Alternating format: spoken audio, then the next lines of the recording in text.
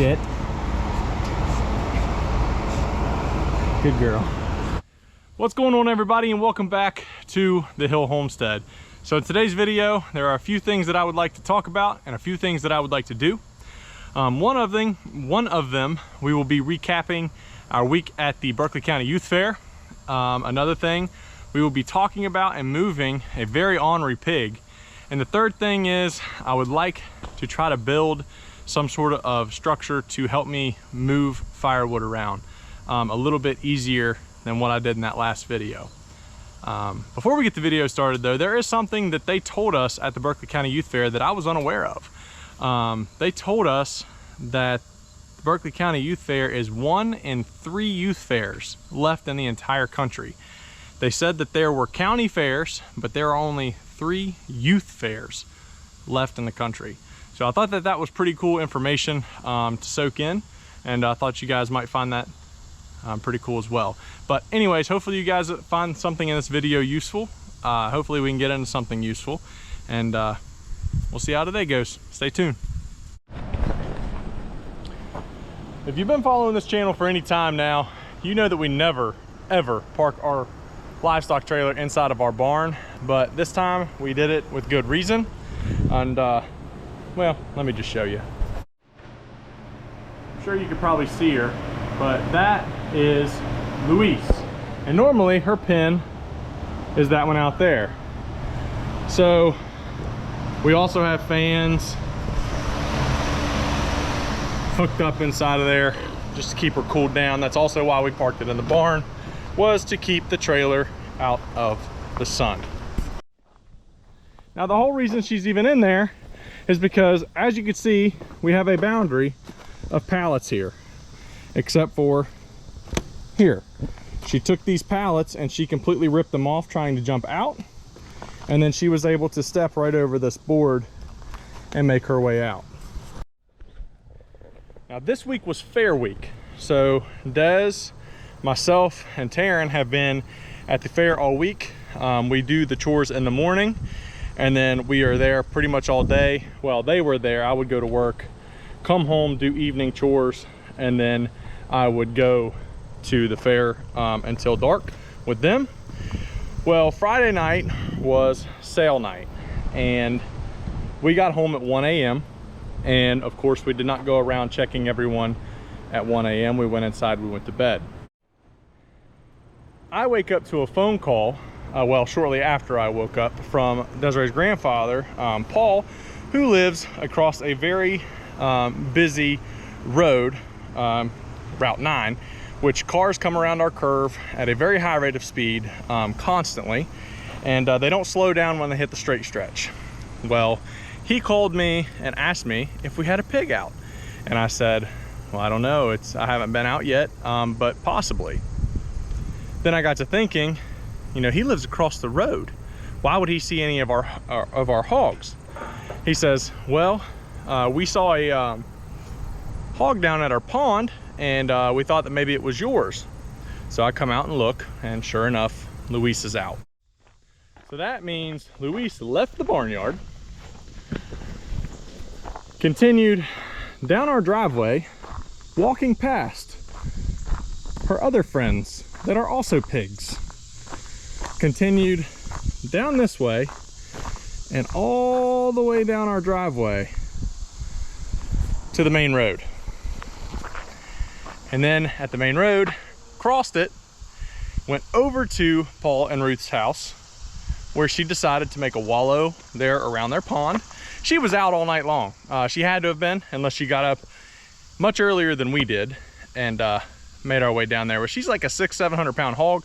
She doesn't move very fast. So then, of course, got in a pickup, went over, hooked the trailer back up, ran over there to find that she was gone. We did not know where she went. We were looking for her. Des came back over to our property, was looking in the woods there along Route 9. Did not see her until we heard tires squealing, of course, coming around that curve, and horns honking, which then we found Luis. So I took the trailer, parked it down at the bottom of Paul's driveway, And Des used the whips to get her across Route 9 back over to Paul's property, walk her along the pond and back up to his driveway, where she was tired enough to not fight us too bad. And we just loaded her back up, leading us to where she is now, backing her in there out of the sun so the trailer did not become a hot box. And we put some fans on her to keep her occupied. We were feeding and watering her out of that until we get her pen fixed up, which is what we're going to work on right now in this video, as well as hopefully some other things. Now that I have kind of cleared that stuff out of the way, instead of putting the pallet forks on and putting some weight on the back of this to move that, what I'm gonna do is just try to pull up and then back the trailer in to this little gap right here, and then open it up and let her out. This is all still that fill dirt from that shale, I guess I should say, from the trench that we dug here. I thought maybe the ground would settle and I'd have to use some of it, but haven't needed to yet. Little Miss Libby girl here. She's kind of in an adjustment period. She's too lonely right now. We need to go get the other heifers from the other farm, which we do plan on doing sometime in the very near future, but she's making adjustments to not have a Major here with her. Of course, we sold Major, or Taryn sold Major, as I should say, at the fair at the conclusion of Friday night sale. So she's by herself. We're just kind of letting her body readjust, making sure she didn't bring anything back with her as far as pink eye or anything like that from the fair. So once, you know, we're sure she doesn't have anything, not carrying anything, then we're gonna go get the cows and we're gonna put them all back together, and she won't be so lonely anymore.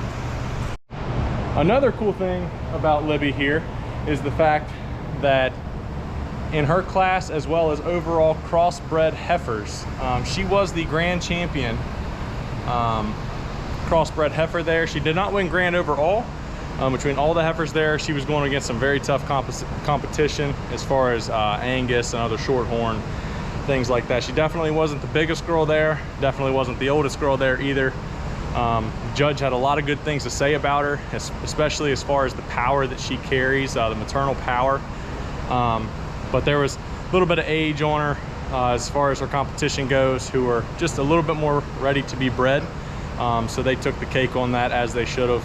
But she was very competitive, and we're very happy with how Libby performed there in the competition on Wednesday, right? It was Wednesday. Yeah, so. But Taryn got to bring home a ribbon with her grand champion heifer.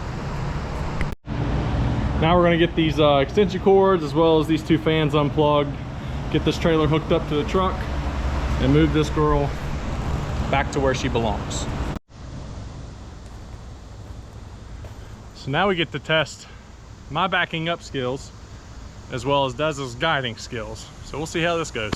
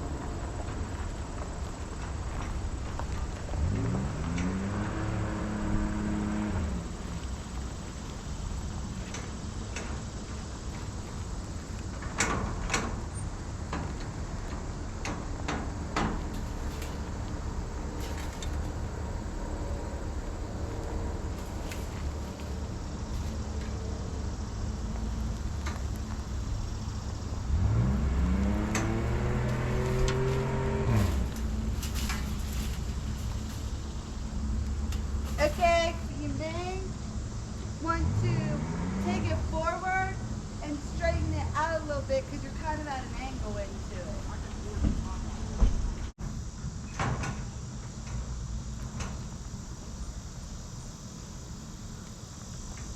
Okay. Take it this way.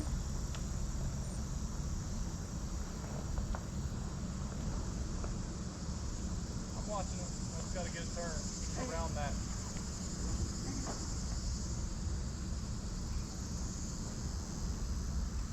Keep coming.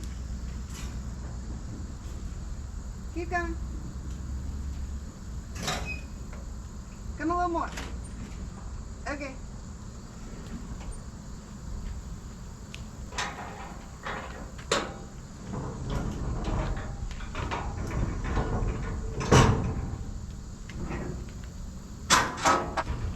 Come on, pig. Come on, pig.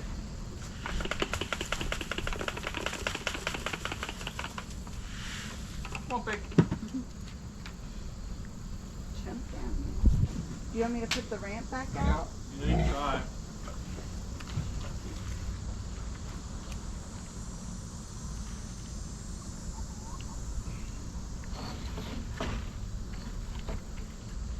Oh, why is it so heavy?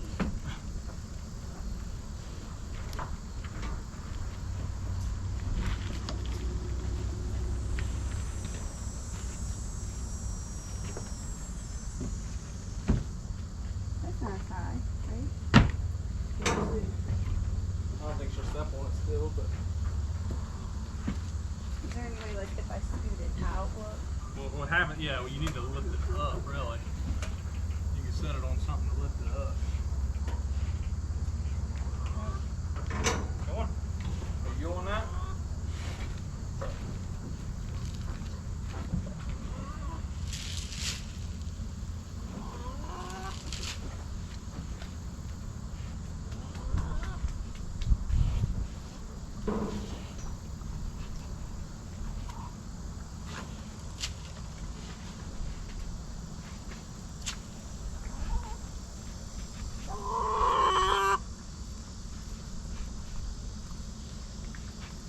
taking her tongue and scooping it towards itself.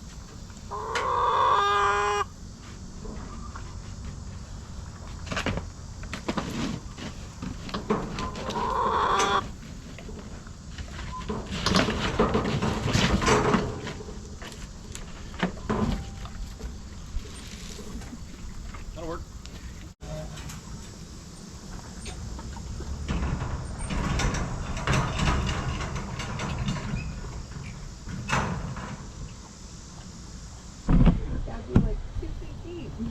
So the plan here is to just board these up. We're trying to keep this price as far down as possible because once she goes back in with Dino for breeding next month to have January babies, then our plan is to tear this whole pen down and basically restart. Figure out another game plan for this area of the property because this pen is very old. We're constantly doing something to fix it. So we're just gonna knock it down and then do it right the next time. Basically what I'm gonna do is just use these exterior grade wood screws. They're 3 inches long. Just gonna tack these boards up. Like I say, it only needs to hold for a month and hopefully just keep her in. There's 2 boards I'm gonna put here and probably another 2 that I'm gonna put underneath the shelter there to make sure that she does not get out anymore.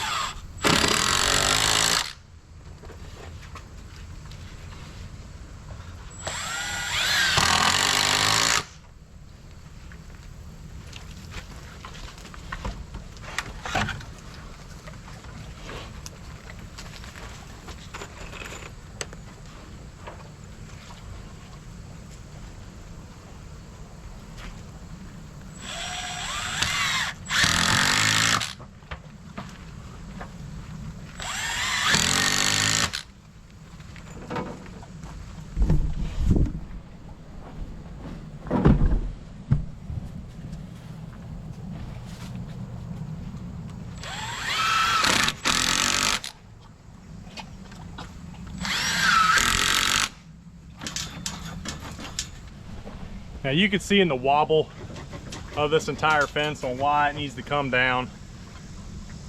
The gate holding it together over here is completely destroyed. This actually isn't Luis's fault. It was actually the hog that we lost.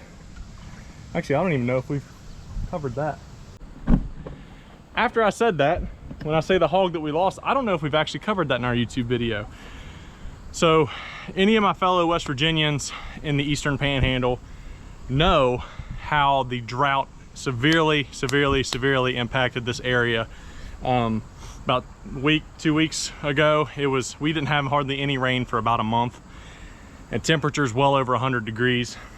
Long story short, one of our sows, which is actually the other pig that we bought with Luis, we called her Ollie, she actually died from the heat.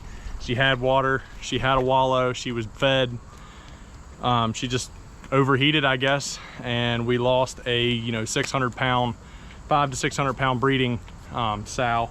So that was pretty detrimental to the homestead, but she was the one who tore up this gate pretty bad. I think that she was in heat and she wanted out, which is also why Luis is getting out, is because she's in heat and she wants to find a boar.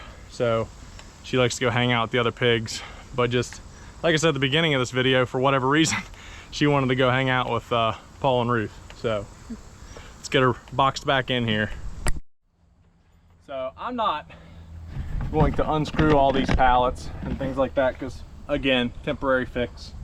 So I'm just going to kind of run this at an angle. Kind of runs with the same angle as the roof anyway. So we'll just get it screwed in like that. And as long as she doesn't think that she can get out, I don't think she will.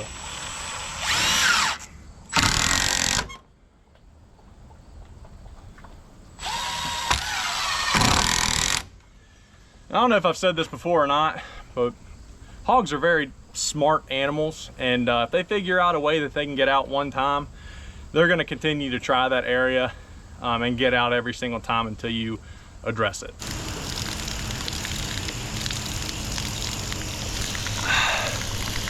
So good. Also, I don't know if I've talked about this since the video where we trenched the new line, but check out this water pressure coming from this hose now that we've got the pipes and things like that fixed. That doesn't even have a nozzle on it. I mean, it shoots probably 8 to 10 feet. It's pretty good water pressure if you ask me. So, like most days here at the homestead, we did have a surprise, and a white hen showed up. One of our white hens showed up out of nowhere with 4 baby chicks there last week. But we've also had a broody hen that we have not let sit on eggs since she went broody, and she wouldn't break. So a couple days later, the white hen and 2 babies went missing, and we still have not seen them since. But again, ours are free range, so you never really know what happened to them. So we got the bright idea to take those 2 orphaned chicks, I guess you could call them, and stick them under the broody hen to see if she would take. It took her a minute, but she took. And I don't know if you can see them in there, but they're hanging out with their new mama. See if she'll let me get close out.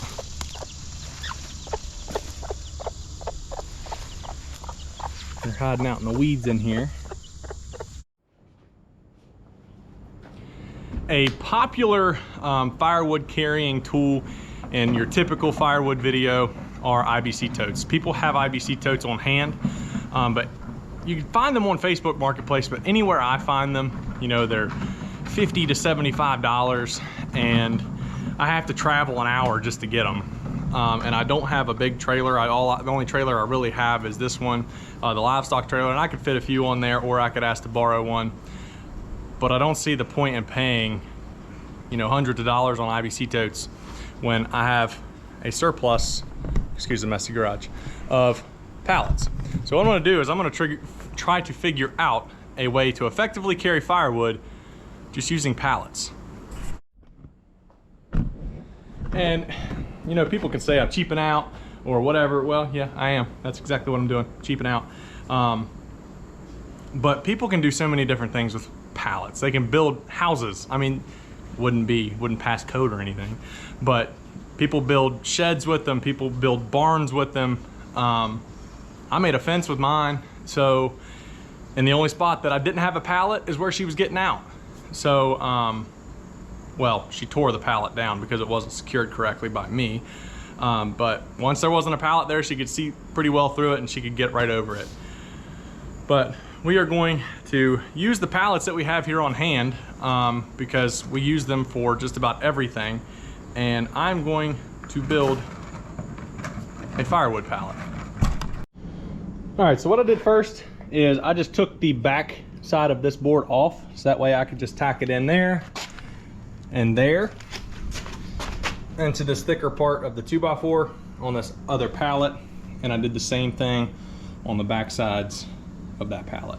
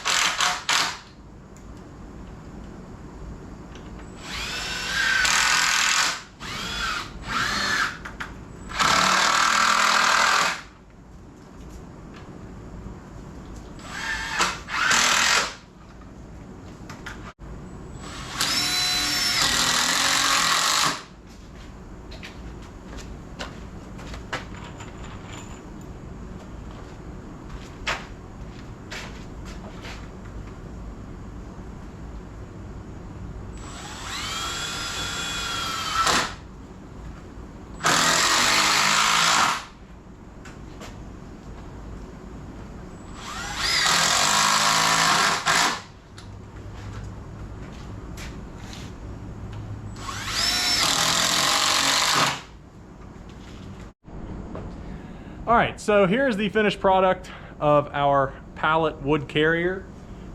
These are your typical pallets. They are 48 by 40s. There are 3 of them. I did run a brace across the top as well as a cross brace to kind of sturdy things up. It's not terribly wobbly. I think it'll do the job.